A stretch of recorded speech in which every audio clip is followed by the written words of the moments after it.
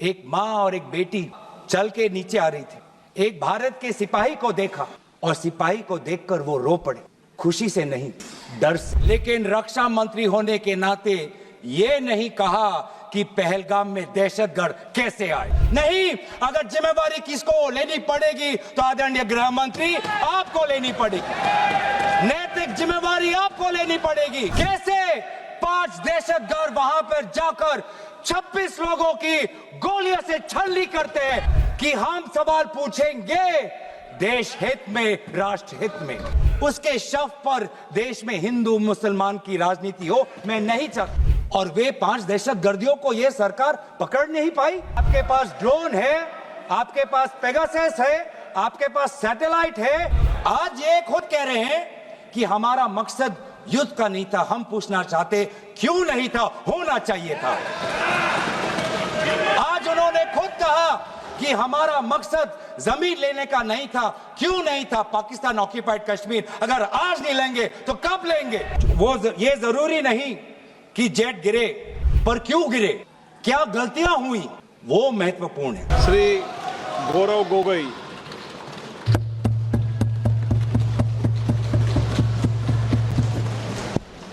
धन्यवाद अध्यक्ष महोदय।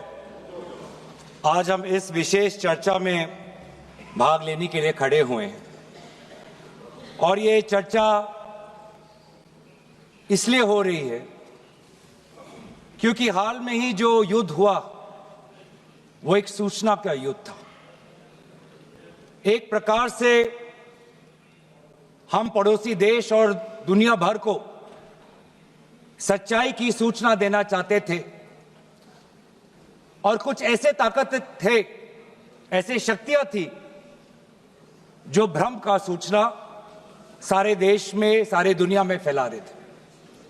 और इसीलिए इस चर्चा का विशेष मांग यह है कि आज सच्चाई सदन में आनी चाहिए। सच्चाई पहलगाम की आनी चाहिए, सच्चाई ऑपरेशन सिंदूर की आनी चाहिए, सच्चाई विदेश नीति की आनी चाहिए।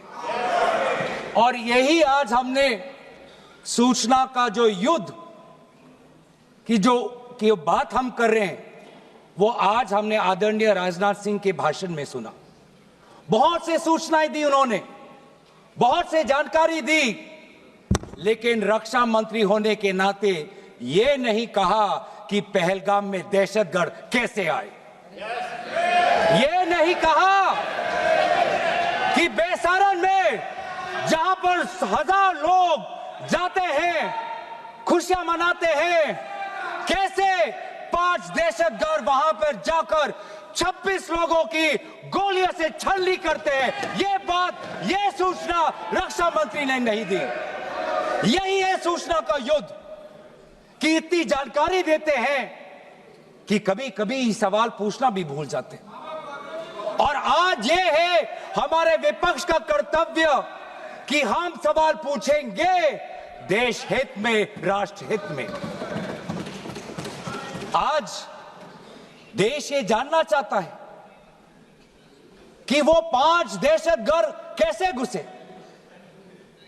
और उन दहशतगर्दों का भी मकसद था। पाकिस्तान से आए हुए वो दहशतगर्दों का क्या मकसद था? उनका मकसद था कि जम्मू कश्मीर की अर्थव्यवस्था को तनाव करना, विनाश करना। उनका मकसद था कि भारत देश में एक सांप्रदायिक वातावरण का जन्म देना। उनका मकसद यह था कि भारत और पाकिस्तान का एक हाइफिनेशन होना, यह था उनका मकसद।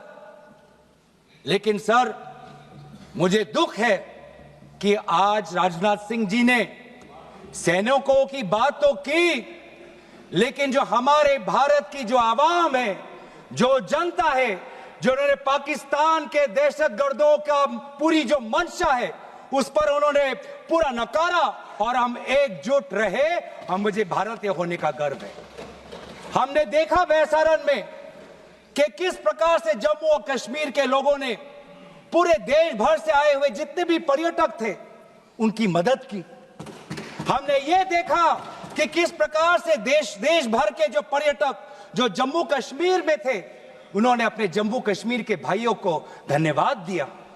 हमने ये भी देखा कि कैसी एक विधवा हिमांशी नरवाल ने कहा कि मैं नहीं चाहती कि मेरे जो पति जिसको लेके आज राजनीति हो रही है उसके शव पर देश में हिंदू मुसलमान की राजनीति हो, मैं नहीं चाहती। यह है हमारी देश की संस्कृति और यह था मंशा पाकिस्तान का। और मैं ये भी गर्व महसूस करता हूं कि सारे विपक्षी राजनीति दल हम सब एकजुट होकर, राहुल गांधी जी ने एक साफ साफ कहा कि हम सरकार के साथ हैं और सरकार को पाकिस्तान को एक ठोस मजबूत कदम देना ही पड़ेगा। लेकिन देश ये भी जानना चाहता है, वे 26 लोग जो जिनके परिवारों में आज कोई गुजर गया, वे ये भी जानना चाहता है कि 100 दिन गुजर गए और वे 5 दहशतगर्दियों को यह सरकार पकड़ नहीं पाई।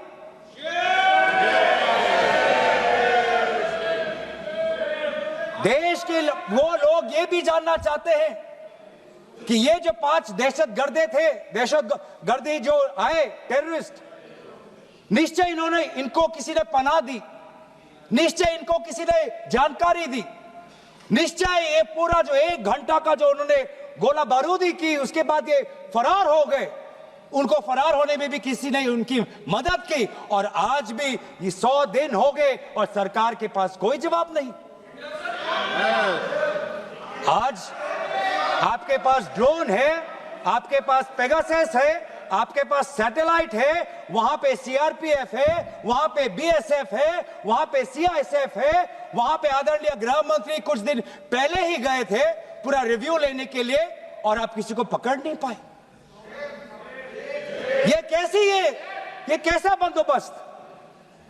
आपने कहा कि आर्टिकल 370 के चले जाने के बाद जम्मू कश्मीर सेफ है, जम्मू कश्मीर में आइए, लोग आए, लोगों ने अपने आप को सुरक्षित महसूस किया।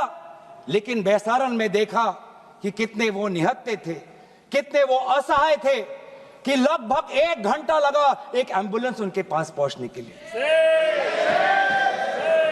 पुलिस पर अगर आर्मी भी आई तो चल के आई। और सर, मैं वो नजारा भूल नहीं सकता, एक मां और एक बेटी चल के नीचे आ रही थी, एक भारत के सिपाही को देखा और सिपाही को देखकर वो रो पड़े, खुशी से नहीं, डर से, क्योंकि उनको लगा कि वे दहशतगर्द जिन्होंने सिपाहियों का यूनिफॉर्म पहनकर वहां पर लोगों को मारा, आज वही दहशतगर्द आज पहाड़ के नीचे उनका इंतजार कर।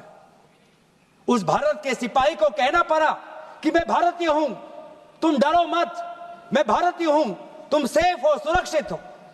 ऐसा दहशत उन्होंने महसूस किया। इस दहशत के ऊपर, इस डर के ऊपर आदरणीय राजनाथ सिंह एक शब्द तो कहते, आप एक शब्द तो कहते। ये आपकी भी जिम्मेवारी है राजनाथ जी, ये आपकी भी जिम्मेवारी है, रक्षा मंत्रालय का भी जिम्मेवारी है। बार बार हम ये देख रहे हैं सर कि आदरणीय गृह मंत्री जाते हैं, कहते हैं कि बहुत अच्छा बंदोबस्त हो गया है, टेररिज्म के हमने उनकी रीढ़ की हड्डी तोड़ दी। तब भी उरी होता है, तब भी बालाकोट, तब भी पुलवामा होता है, तब भी पहलगाम होता है। अंत में जाके जिम्मेवारी कौन लेता है? जम्मू कश्मीर के लेफ्टिनेंट गवर्नर नहीं। अगर जिम्मेवारी किसको लेनी पड़ेगी तो आदरणीय गृह मंत्री आपको लेनी पड़ेगी, नैतिक जिम्मेवारी आपको लेनी पड़ेगी। आप लेफ्टिनेंट गवर्नर के पीछे नहीं छुप सकते, आप लेफ्टिनेंट गवर्नर के पीछे ये केंद्र सरकार नहीं छुप सकती, क्योंकि गृह मंत्री खुद वहां पे थे कुछ ही हफ्ते पहले, खुद उन्होंने सिक्योरिटी का रिव्यू लिया कि आपके पास जानकारी नहीं थी। और सर, ये सरकार इतनी कमजोर, ये सरकार इतनी बुजदिल कि आज उन्होंने इस सर में, क्योंकि उन्होंने अगर इसका किसी का दोष दिया तो टूर ऑपरेटर्स को दोष दिया कि टूर ऑपरेटर्स बिना अनुमति के द्वारा, बिना लाइसेंसेस के द्वारा लोगों को बेसहारन ले जा रहे, हमें तो पता ही नहीं था। ये है इनका कारण, ये बताना चाहते हैं। तो सर, यही तो दुख की बात है कि कहीं ना कहीं एक सरकार में, एक अहंकार आ चुका है। इंटेलिजेंस और सिक्योरिटी जो फ्रेमवर्क है, एस्टैब्लिशमेंट है, जो लोग हैं जो निर्णय लेते हैं इंटेलिजेंस और सिक्योरिटी की, आज उनमें एक अहंकार आ गया है कि चाहे जितनी भी बड़ी गलती हो उन पर कोई सवाल नहीं उठा सकता। लेकिन आज हम सवाल उठा रहे हैं, आज हम सवाल उठा रहे हैं, आज हम सवाल उठाएंगे। प्रधानमंत्री मोदी जी, आपको अब सऊदी अरब में थे, आप जब वापस आते आपका पहला नैतिक कर्तव्य होता कि पहलगाम आप जाते, लेकिन आप पहलगाम नहीं गए। एक सरकारी कार्यवाही के लिए आप बिहार गए और चुनावी भाषण दिया। देश के मुखिया सऊदी अरब में थे, पूरा कार्यक्रम उन्होंने संपूर्ण किया, वापस आए और वो पहलगाम भी नहीं जा पाए और बिहार में जाके चुनावी भाषण दे रहे हैं। अगर पहलगाम में कोई गया तो हमारा नेता राहुल गांधी गया। अगर पहलगाम में जो लोगों की मृत्यु हुई उनके लिए अगर शहादत की मांग कोई कर रहा है तो हमारा दल का नेता राहुल गांधी कर रहा है। राहुल गांधी जी बदामी के कंटोनमेंट में गए। सर मैं बोलूं? Sir house in order, sir house in order में like, sir house is not in order में रहेगा सर। टाइम लेकिन आप तथ्यों पे बोले, गलत सूचनाएं नहीं दे सदन में, गलत सूचनाएं नहीं मत दे। हम बोले इसके ऑर्डर में लाइए सर। कोई सदन में गलत तथ्य नहीं रख सकते आप। सर मैं बोलूं सर कैमरा आएगा मेरे पे। धन्यवाद। आदरणीय अध्यक्ष महोदय, आदरणीय अध्यक्ष महोदय, अब बात आती है ऑपरेशन सिंदूर की। आज मैं राजनाथ सिंह जी का भाषण सुन रहा था। मुझे पता नहीं चल रहा था कि राजनाथ सिंह जी जो भाषण दे रहे थे वो किस समय का उजागर कर रहे थे, वो किस समय का उजागर कर रहे थे, वो किस समय का उजागर कर रहे थे। क्या वो 2016 के बाद क्या उन्होंने ये नहीं कहा कि हम घुस के मारेंगे और पाकिस्तान को आज वो उनका जो भी टेररिस्ट इंफ्रास्ट्रक्चर है उसको खत्म कर देंगे? वही बातें तब की, वही बातें पुलवामा की बात की कि पुलवामा के बाद आज हमने हमारे लड़ाकू जहाज अब गए हैं, अब पाकिस्तान अब कभी भी भारत पर उंगली नहीं दिखा सकता। और उसके बाद आज दोबारा वही बातें कर रहे हैं, आज दोबारा वही बातें कर रहे हैं कि हम घुस के मारे, हमने ये किया, फलाना किया। और ये अब भी कह रहे हैं कि ऑपरेशन सिंदूर कंप्लीट नहीं हुआ, अधूरा है, क्योंकि कल को जाके दोबारा पाकिस्तान कर सकता है। ये खुद कह रहे हैं, ये खुद कह रहे हैं, ये खुद कह रहे हैं कि इसके पश्चात भी पाकिस्तान कल को जाके कर सकता है। तो ये कैसा, ये जो सफल कैसे हुआ, फिर क्या सफल हुआ? आज ये खुद कह रहे हैं कि हमारा मकसद युद्ध का नहीं था। हम पूछना चाहते क्यों नहीं था, होना चाहिए था। आज उन्होंने खुद कहा कि हमारा मकसद जमीन लेने का नहीं था। क्यों नहीं था? पाकिस्तान ऑक्यूपाइड कश्मीर अगर आज नहीं लेंगे तो कब लेंगे? ये उन्होंने खुद कहा, इन्होंने खुद कहा कि हमारा मकसद था टेररिस्ट के इंफ्रास्ट्रक्चर पर आक्रमण करना। तो क्या हमने उरी के समय नहीं किया? क्या हमने पुलवामा के समय नहीं किया? लेकिन उसके पश्चात भी पाकिस्तान का इतना साहस कि आज उन्होंने पहलगाम में जो पिछले 20 वर्षों में हमारे भारतीय नागरिकों पर सबसे दर्दनाक अगर हमला हुआ है तो आपके समय पे हुआ है। आपके समय में उरी हुआ, आपके समय में पुलवामा हुआ और आपके समय में आज पहलगाम हो रहा है। कुछ बातों का उजागर किया कुछ किताबों का भी उजागर किया। ये एक नई प्रक्रिया है सर, हर चर्चा में आदरणीय भाजपा के नेता एक किताब उठा लेते हैं, जानकारी दे रहे थे, हमें नहीं सर, ब्लूमबर्ग को क्या जानकारी दिया, मैं पूरा पढ़ लेता हूं without editing. What is important, क्या जरूरी, हिंदी में अनुवाद करने की कोशिश भी करता हूं, मत करो। क्या ये जरूरी नहीं कि जेट गिरे, पर क्यों गिरे, क्या गलतियां हुई, वो महत्वपूर्ण है, संख्या महत्वपूर्ण नहीं सर। 35 ही राफेल है देश में, 35 ही राफेल है, अगर उनमें से कुछ गिरे भी तो देखिए सर, मुझे तो लगता है कि बहुत बड़ी क्षति हुई। 35 राफेल, अगर कुछ उनमें से भी अगर कुछ गिरे तो मुझे लगता है कि जरूरी है, क्योंकि आपको लगता है कि 35 राफेल काफी है, तो अगर कुछ गिरे तो वो भी जरूरी है। और उन्होंने उसके बाद ये कहा कि ये बात अच्छी है कि हमने अपनी गलतियों को समझा, उसको सुधरा, और 2 दिन बाद हमने अपने जेट को उड़ाए और दूर से हमने आक्रमण किया। सर, ये मैं थोड़ी जानकारी चाहूंगा। हमारे पास जो हमें ये संदेश मिलता है कि दुनिया के सबसे बढ़िया और बेहतरीन लड़ाकू जहाज हमारे पास है, सबसे बेहतरीन पायलट हमारे पास है, तो सीडीएस को ऐसा क्या कहना पड़ा, ऐसा क्या परिस्थितियां हैं कि हमारे पायलट हमारे लड़ाकू जहाज क्लोज रेंज में नहीं जा सकते, उनको दूर से ही फायर करना पड़ता। ये क्या है, ये क्या पाबंदी है, ये क्या पाबंदी है कि सीडीएस को ये कह रहे हैं कि हमारे लड़ाकू जहाज ने पहले दिन गलतियां की, गलतियां हमने सुधारी और दूर से हमने आक्रमण किया। क्या हम पास से नहीं कर सकते? ये जानकारी हमें दे। हम ये जानना चाहते हैं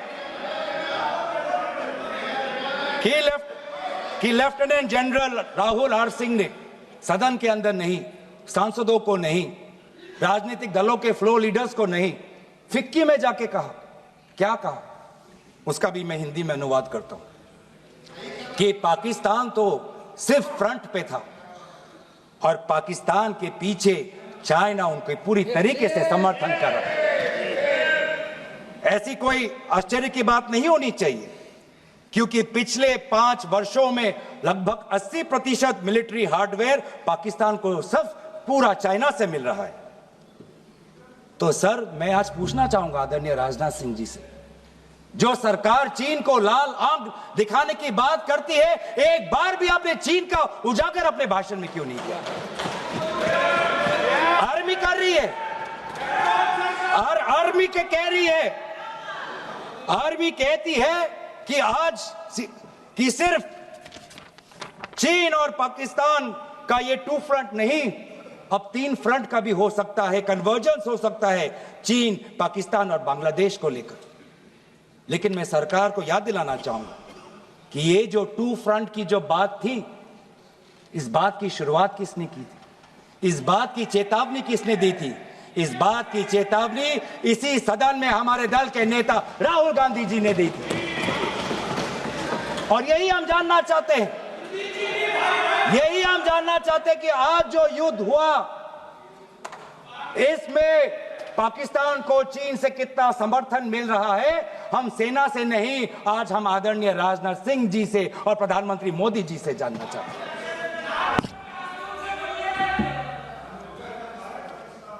और सर, इंडोनेशिया में जो डिफेंस अटैचे है, उसने तो ताज्जुब की बात कह दी। उसने क्या कहा सर?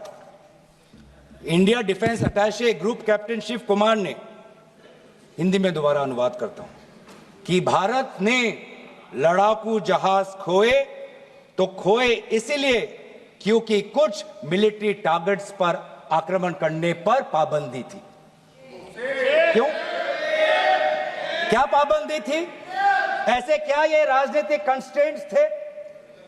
आपने कहा कि 9 टारगेट पे हमने आक्रमण किया, लेकिन हमें यह भी सूत्रों से जानकारी और मीडिया में आया है, और लेफ्टिनेंट जनरल राहुल सिंह ने खुद कहा कि पहले 21 टारगेट्स चुने गए थे और 21 से फिर 9 हुए। क्यों हुए? क्यों हुए? आज मैं ये जानना चाहता हूं कि पिछले 20 वर्ष में सबसे घातक आक्रमण हमारे महिलाओं पर हुआ, हमारे बच्चों पर हुआ, भारत के आत्मा पर हुई। हमने सबने वो दहशत को अनुभव किया, हम सब एकजुट हुए, हमने पूरी तरीके से समर्थन प्रधानमंत्री मोदी जी को दी कि अब जाइए। और ऐसा एक माहौल बन चुका था कि देश किसी भी कीमत चुकाने के लिए तैयार था। पूरा देश प्रधानमंत्री मोदी जी के साथ था, विपक्ष प्रधानमंत्री मोदी जी के साथ था। और अचानक 10 मई के दिन पे हमारे राष्ट्रदूत कहते हैं कि हम पाकिस्तान पर हमला करेंगे, और शाम के 10 मई को सूचना आती है कि पाकिस्तान के साथ अब युद्ध पर हम परिणाम दे रहे हैं, सीज फायर हो गया। क्यों हुआ? हम आदरणीय प्रधानमंत्री मोदी जी से जानना चाहते थे, अगर पाकिस्तान वाकई में अपने घुटने टिकने के लिए तैयार था तो आपने क्यों रुका? आप क्यों रुके? और किसके सामने आप झुके? किसके सामने आपने सरेंडर किया? किसके सामने आपने सरेंडर किया? वो अमेरिका के राष्ट्रपति जो 26 बार आज कह चुके हैं कि व्यापार को लेकर उन्होंने भारत और पाकिस्तान को सतर्क किया और दोनों को मजबूर किया कि वो इस जंग को छोड़े। 26 बार। आज राष्ट्रपति ट्रंप खुद कहते हैं कि 5-6 जेट गिरे हैं। एक जेट करोड़ अरब रुपयों का है, मिलियंस एंड मिलियंस का है। इसलिए हम जानना चाहते हैं, आज हमें स्पष्ट रूप से आदरणीय राजनाथ सिंह जी बताएं, देश पर विश्वास करें, देश में वो साहस है सच्चाई सुनने की। आज आप बताएं कितने लड़ाकू जहाज गिरे? हमारे में वो साहस है, क्योंकि ये सूचना, ये सच्चाई सिर्फ देश के नागरिकों के लिए नहीं, ये सूचना, ये सच्चाई हमें देश के जवानों को भी देना है। आज उनसे भी झूठ कहा जा रहा है, उनके बीच में भी भ्रम फैलाया जा रहा है। हम उनकी जो सच्चाई है आज हम सदन के अंदर लाना चाहते हैं। और सर, बात में आती है विदेश नीति की। किस मुंह से हम कहें कि विदेश नीति आज सफल हुआ है? किस मुंह से कहें? ये आदरणीय राजनाथ सिंह जी, शंगीला में जो डायलॉग हुआ, उस डायलॉग में जो ड्राफ्ट जो आया, जिसको भारत सरकार ने नकारा, वो ड्राफ्ट बनाने में हमारे ही कुछ सहयोगी देश थे, जिनका नाम मैं नहीं लेना चाहूंगा। लेकिन ऐसे देश जिसको हम परंपरागत दोस्त हम मानते हैं, ट्रेडिशनल एलाइज मानते हैं, आज उन्होंने भी इंडिया और पाकिस्तान को हाइफिनेट कर दिया। और आप ये शब्दों के खेल से आप खुश हो कि ब्राजील के डॉक्यूमेंट में पाकिस्तान, ये जम्मू कश्मीर का पाकिस्तान का भी नहीं, ब्राजील के डॉक्यूमेंट में सिर्फ जम्मू कश्मीर में जो दहशतगर्दी हुई उसी की निंदा हुई, पाकिस्तान की निंदा नहीं हुई। पर आप उससे खुश हो? अगर आप उससे खुश हो तो मैं जानना चाहूंगा, जो $1 बिलियन का आर्थिक सहायता IMF ने दिया पाकिस्तान को, उस पर आपको क्या कहना है? हम जानना चाहेंगे, जो ADB एशियन डेवलपमेंट बैंक से 800 मिलियन का आर्थिक सहायता जो मिलेगा पाकिस्तान को, आज आप भारत उस पर क्या रवैया? वर्ल्ड बैंक का जो $40 मिलियन आ रहा है, और ये पैसा किसको जाएगा सर? पाकिस्तान की नेतृत्व उनकी जनता या उनकी चुनी हुई सरकार नहीं, पाकिस्तान की सरकार का जो रिमोट कंट्रोल है वो पाकिस्तान की सेना के पास है। तो ये सारा पैसा वहीं जाएगा जहां पर हमने मिसाइल गिराई। तो क्या इतना भी हम नहीं कर पाए? क्या इतना भी ताकत नहीं? क्या इतना भी विश्व गुरु में लोगों का विश्वास नहीं, देश अंतर्राष्ट्रीय नेताओं का विश्वास नहीं कि IMF का एड ना जाए पाकिस्तान के पास, वर्ल्ड बैंक का एड ना जाए पाकिस्तान के पास, ADB का एड ना जाए पाकिस्तान के पास? आप में इतना भी ताकत नहीं कि एक देश ने पाकिस्तान को टेरर स्टेट का दर्जा नहीं दिया। एक देश ने आज FATF financial action task force में, जिससे बहुत नियंत्रण पाकिस्तान पे पड़ती थी, आज उससे वो 2022 में निकल आई ग्रे लिस्ट में। क्या वो डालेंगे? तो इसीलिए आज हम ये मांग करते हैं कि सरकार अब डरिए मत, सच्चाई से डरिए मत। उस दिन भी देश सरकार के साथ दहशतगर्दी के खिलाफ खड़ा था, विपक्षी दल सरकार के साथ खड़े हैं, और आज भी दहशतगर्दी के खिलाफ सच्चाई के पक्ष में देश और विपक्ष आज सरकार के साथ। आप हमें अपना दुश्मन ना समझे,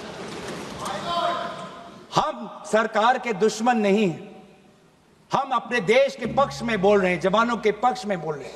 पर आप हमें कृपया सच्चाई देने का हमें वो सम्मान दीजिए।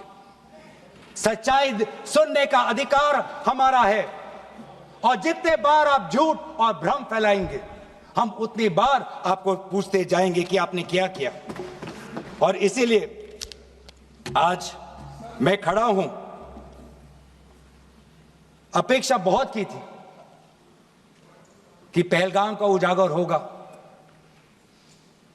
आदरणीय गृह मंत्री नैतिक जिम्मेवारी लेंगे, राष्ट्रीय सुरक्षा सलाहकार नैतिक जिम्मेवारी लेंगे, और प्रधानमंत्री मोदी जी कहेंगे क्यों उन्होंने ऑपरेशन सिंदूर, जो अंतिम अंजाम था, हमें तो मीडिया में सुनते हुए ऐसा लगा कि हम कराची में उठेंगे। मीडिया में हमारे भारत की मीडिया जो जिनको सूचना आपसे ही मिलती है, उनका सुनने में लगा कि आज तो हम फतह करके ही रहेंगे, लेकिन पता चला कि नहीं, कहीं ना कहीं हमारे पैर डगमगा गए, और जो अंतिम परिणाम था उससे पीछे हम हट गए। हमें पीछे नहीं हटना, हमें आगे बढ़ना है, सच्चाई के साथ, लोकतंत्र के पक्ष में। इन्हीं बातों के साथ मैं अपना पक्ष समाप्त करता हूं। धन्यवाद। जय हिंद।